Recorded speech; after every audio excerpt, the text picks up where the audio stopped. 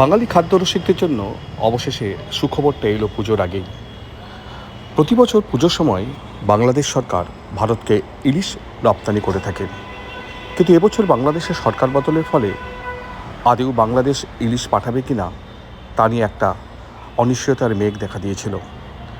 সদ্য caretaker government জানিয়ে দিয়েছিল এবছর তারা ইলিশ পাঠাবে না, কিন্তু সেই নির্দেশিকা ভেঙে আজ নতুন করে নির্দেশিকা জারি করেছে বাংলাদেশ বাণিজ্য মন্ত্রণালয়।